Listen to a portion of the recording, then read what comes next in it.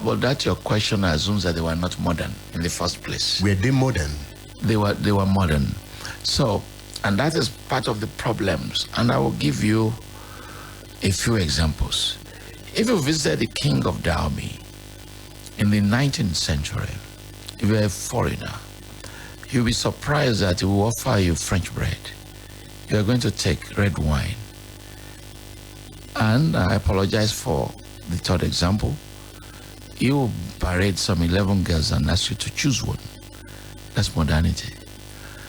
Benin, the king of Benin, anyone you mention, Ukuapolopolo, any one of them, look at their clothes. They were Catholic and Portuguese. That's modernity. If you go to Central Africa, they've been sending their children to Portugal for education.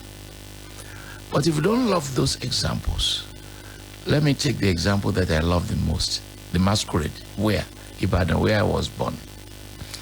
Each year, the masquerade will add to his clothes. And by the time I was born, the masquerade was already wearing socks, which they call stockings, and was already wearing shoes. That's modernity. In the middle of the 19th century, in Ghana, the Fante began to write constitutions. Fante Constitution. In that same century, Egypt, under Muhammad Ali, redefined its constitution. Ethiopia, by the 19th century, had currencies, had roads, had printing presses. We've always been modernizing. So at what point did the stagnation start? Very good. It's a combination of the following. Number one, the enslavement of Africans between the 16th and the 19th century, in which we funnel abroad over 13 million people. And when you study the composition, it included large number of those who were thinking for you. And I will give you devastating examples, 3 examples. Tobacco consumption. Africa, this is part of the research I do. Very intense research, very time-consuming research.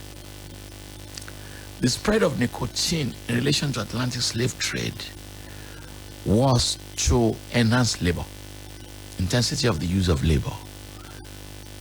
It took us a long time to understand that. Second, they used to think Africans like to marry many wives. In every places that they took slaves, they unbalanced the ratios of men and women. State Affairs with Edmondo Bilo is live. Nkrumah wanted a university with ideological mission. Yes. The pursuit of Pan-Africanism as an intellectual ideal. What is the merit of such a university? Very good. Bear in mind, it's not a new idea. They did it in China. They did it in Japan. People tend to forget they did it in Israel. The Afrikaners in South Africa did it. They created Stellenbosch University. There is nothing difficult to say. I will build a university that will infuse knowledge with passion, that the commitment of the students that we teach will be driven by continental ideas. There's nothing wrong about that. You can do the opposite. American universities are centers to reproduce imperialism, to reproduce global power. That's what they do. So you can actually have a university with that capacity. It's not saying, Nkrumah is not saying that you won't teach physics the way we understand physics. It's just saying that the students that you admit that you teach will have an agenda that they will defend Africa and that they will use their knowledge for the transformation of the continent. That's all what it means. The colonialists restricted education because it leads to social change. Yes. Can it also be said that the present African leadership is restricting education to avoid social change? And also to maintain power and to maintain certain kind of power. Is it foolishness? It is, because it's very limiting. You remember, I'll give you one sad thing, cultism. You cannot understand cultism on campuses without understanding what the military regimes did to promote those boys. Because as they were raping the nation, as they were trying to reproduce themselves in power, they need these students. Cultism was also sponsored from outside of universities, in which military governors, the presidency, were also transferring money to these students to destabilize the system.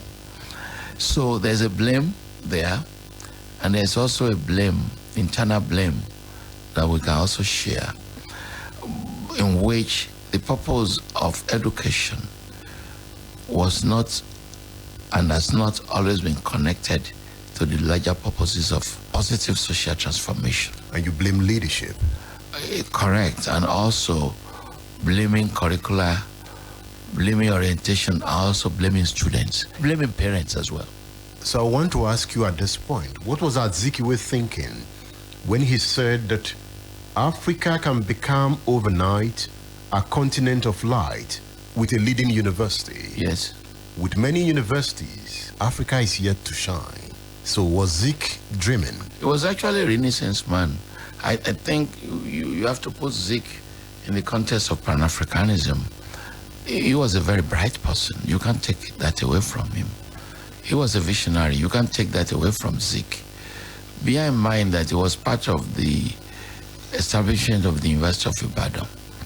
And as part of regional politics, he was also part of the establishment of the University of Nigeria in Nsukka.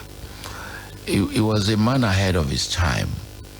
And those who defend him and those who criticize Awolowo will say that Awolowo halted some of those agenda, and some people blame Awolowo for introducing tribalism to Nigerian politics.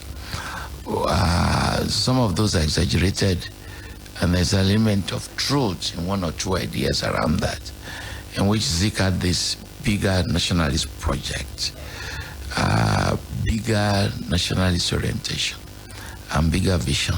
But he himself became caught in regional politics, so that people begin to say that the great man moved from Azikiwe of Africa to Azikiwe of Nigeria, and finally to Azikiwe of Onitsha, in which himself became caught in the web of this identity politics. Can we compare the intellectual outlook of those leaders, Zik Nkrumah, Awolowo, to the outlook of the present African leadership? I don't think we should even be talking about these present African leaders, because essentially they're just looking for money. I mean, what is it to compare between Sharaki and Azikiwe? Or what is it to compare between Babangida and Awolowo? Or what do you want to compare between the Kogi man, Dino Miraye, or whatever, to great visionaries like Amadou Bello? I think we have to weep, because this moment is one of the very worst in our history since we were created as a continent. This is one of our very worst moments. And look at it this way. How can a continent of over 1 billion people, we can only speak up about 4 leaders?